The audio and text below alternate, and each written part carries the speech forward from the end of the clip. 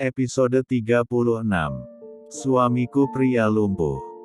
Jadi, uang ini boleh Siva pakai buat apapun. Kamu kenapa nanya lagi? Kalau udah buat kamu, ya kamu bebas pakailah. Shopping, nyalon, apapun itu. Jawab Mama Ayu, dengan nada judesnya. Enggak mau itu. Siva kan nggak bisa pergi juga. Jawab Siva, sembari membayangkan sesuatu untuk esok hari. Mau apalah, anak ini? Aneh. Gumam Mama Ayu dalam hati. Papa Erlen datang. Dengan wajahnya yang segar, dan rambutnya yang tampak basah, begitu mempesona di usianya yang kepala 5 itu. Seusia ayah, mungkin. Tapi, bedanya jauh. Apa karena ayah pekerja kasar? Batin Siva. Bagaimana, Fa? Sudah sembuh dari alerginya? Hehe, lumayan, Pa. Mungkin besok sudah kempes bengkaknya. Ini juga, udah nggak gatel lagi kok. Jawab Siva. Papa Erlen mengangguk, lalu memulai makan malamnya setelah Mama Ayu menuangkan nasi di piring mereka. Dan seperti biasa, Siva terlebih dulu menyuapi Bagas dengan makanannya. Begitu telaten, dan Bagas memang begitu nyaman dengannya. Mama dan Papa hanya bisa memperhatikan mereka dengan senyum, faham dengan keadaan yang manis itu. Udah, Mas? Tanya Siva, dan Bagas mengangguk. Siva kemudian memakan makanannya. Tampak menikmati, meski sudah dingin. Itu dingin, ganti aja sama yang baru. Ucap Mama. Terus, yang ini dikemanain, Ma? Dingin pun masih enak. Di luar sana, makanan dingin pun kadang susah didapat. Malah makan yang udah nggak layak, asal bis ganjel perut. Masih enak, kalaupun dingin tapi makan dengan menu lengkap. Ucap Siva, yang bicara sambil mengunyah. Makan itu makan dulu, jangan makan sambil ngomong. Lah, Mama nanya Iva pas lagi makan. Nanti pas nggak dijawab cepat, katanya aku nggak patuh. Anak ini, emang bener-bener, iya. Omel Mama Ayu, dengan wajah kesalnya. Makan malam selesai, Mama, Papa dan Bagas duduk di ruang santai sembari menonton TV. Meski TV tersebut, hanya untuk mengisi suara ruangan yang hening. Bagas duduk menyandar di sofa bed, berbantal lengan Mama Ayu. Ia terlihat seperti anak yang sedang bermanja dengan Mama dan Papanya, meski sebenarnya ia tak pernah semanja itu. Ia selalu dididik keras, terutama oleh kakeknya semasa hidup. Karena dari awal, ialah yang diharapkan menjadi pewarisnya esok hari. Kamu nyaman seperti ini, sayang. Kita begitu jarang seperti ini, karena kakek mengambilmu di usia manjamu. Ucap Mama dengan membelai rambut anaknya. Nyaman, Ma. Begitu hangat. Tapi aku menegayalkan Siva yang melakukan ini padaku. Batin Bagas. Cie, Bagas sedang bermanja. Ledek Reza yang datang. Za, sudah datang. Ayo masuk ke ruang kerja Om. Ajak Papa Erlen. Iya, Om. Sebentar, mau ngobrol dulu sama Bagas. Jawab Reza. Bagas mulai kusut mentap Reza. Lah yang datang dan selalu meledek Bagas, membuatnya kesal. Apalagi, ketika ia akrab dengan Siva. Bini lu mana, bro? Kok tumben, lu sama Mama? Di kamar, lagi salat Isya. Siva rajin salatnya, meski nyuri waktu dari Bagas yang sulit ditinggal. Jawab Mama Ayu dengan ramah. Katanya alergi. Jadi penasaran lihat mukanya, pasti lucu. Gemas Reza. Dutch Bagas hanya menatapnya dengan mata setengah memejam, menahan gerutuan yang ingin meledak dalam hatinya. Mas Reza datang. Sapa Siva yang keluar dari kamarnya. Telah membawa nampan obat, dan masih menggunakan mukena berwarna putihnya. Selaras dengan wajahnya yang memang bersih, dan begitu cerah dengan bibirnya yang pink alami. Kedua pria itu mengarahkan pandangan fokus padanya. Meski Bagas sudah sering melihat Siva begitu, namun kali ini seperti berbeda. Subhanallah, cantiknya. Celetuk Reza pada Siva, membuat Bagas semakin meradang. Episode 37. Lekaslah sembuh, jika ingin menunaikan hakmu, Mas. Yaelah, ini orang. Ngelihatin begitu amat.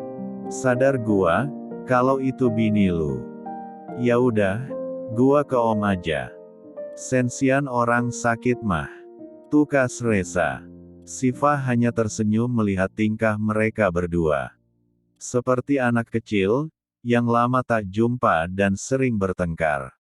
Siva lalu menghampiri Bagas, dan menarik tangannya untuk tegak dari tubuh Mama Ayu.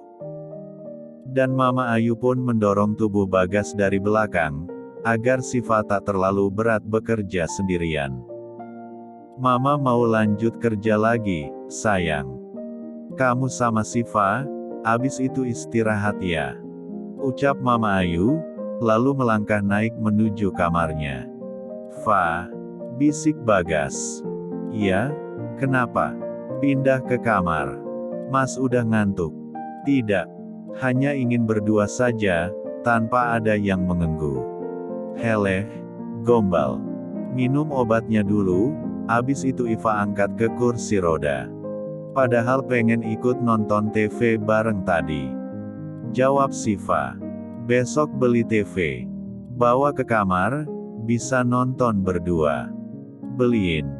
Ucap Iva manja. Duit di kamu, kenapa minta beliin? Gimana caranya mau ngomong, aku masih bisu di mata mereka. Oh iya, lupa. Balas Siva, dengan menepuk jidatnya. Usai meminum obat, Siva kembali mengambil kuda-kuda untuk meraih tubuh Bagas. Tangan Bagas bertumpu pada pundak Siva, dan Siva masuk ke bawah lengan Bagas agar kuat untuk menopang tubuhnya yang tinggi itu.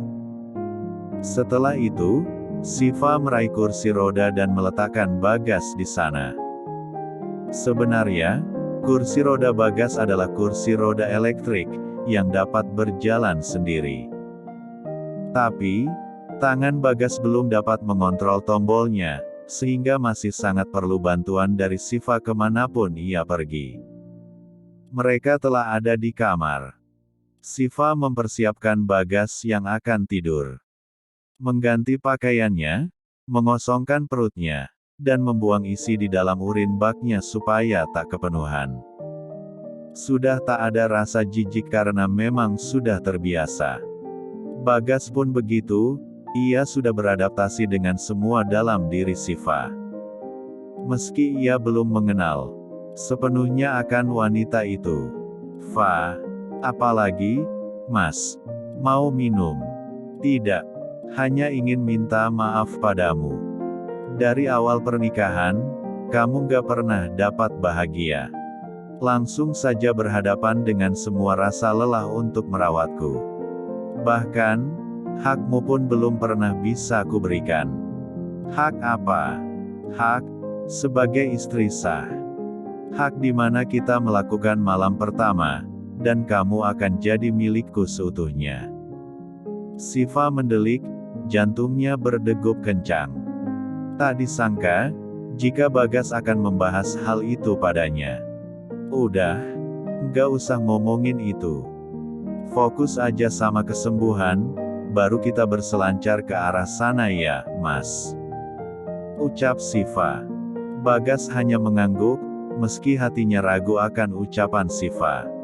Itu tulus, atau hanya menenangkan hatinya yang galau saat ini.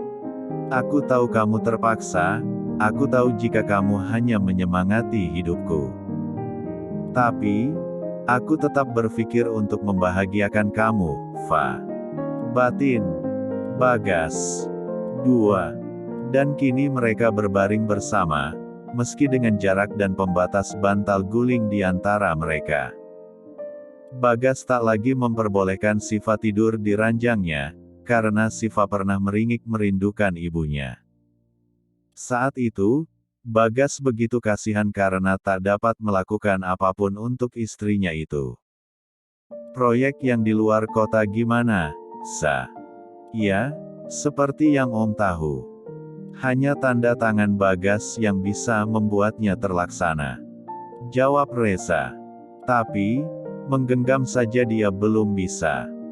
Apa harus kita tunda hingga Bagas bisa menulis? Jika itu jalan satu-satunya, ya bagaimana lagi? Tapi yang Reza tahu, Bagas begitu keras mendapatkan proyek itu, Om. Pasti kecewa jika tidak berjalan sesuai rencana. Reza mulai memutar otak. Berpikir dengan keras untuk mendapat penyelesaian yang menguntungkan kedua belah pihak. Di satu sisi, La memang ingin diakui oleh perusahaan atas kinerja. Dan di sisi lain, ia ingin papanya mengakui, jika ia bisa bekerja dengan benar, tanpa mengikuti saran dari papanya yang licik itu.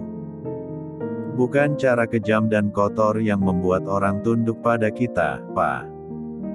Tapi cara yang berwibawa dan tegas, serta dapat dipercaya dalam keadaan apapun.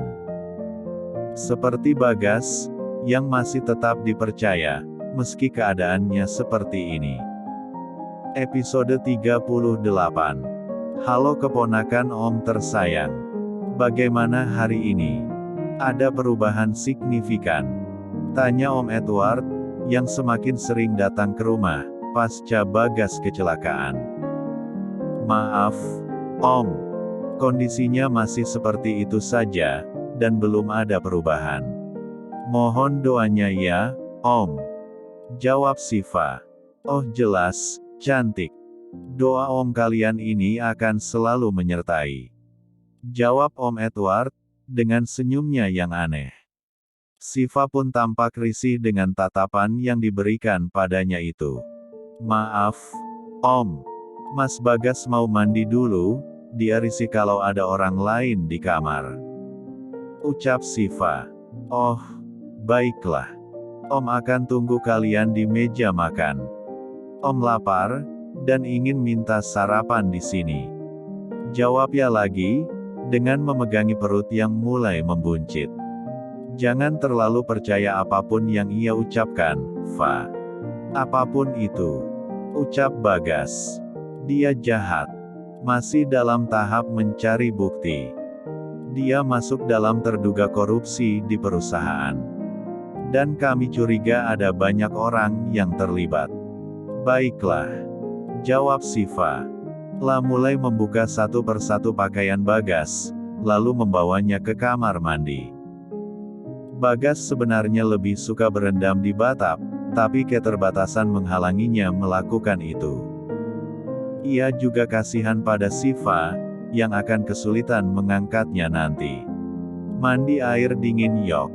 Ajak Siva. Dingin, Fa. Tapi bagus, merangsang saraf tubuhnya. Bahkan, sesekali harus terapi pakai air es. Iyakah? Ajaran siapa? Ajaran dokter lah. Jawab Siva. Gadis itu lalu mengambil shower, dan menyiram tubuh Bagas dengan air dingin. Bagas tampak menggigil, bibirnya pun tampak membiru. Tapi, Bagas sendiri mengatakan jika ia merasa segar setelahnya. Barbershop yang dijanjikan Reza pun tak kunjung datang. Dan kini rambut Bagas sudah semakin tampak gondrong.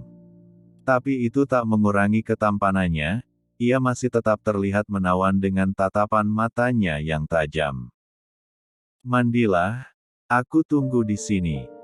Pinta Bagas. Biasanya nunggu di luar. Jangan-jangan mau ngintip ya.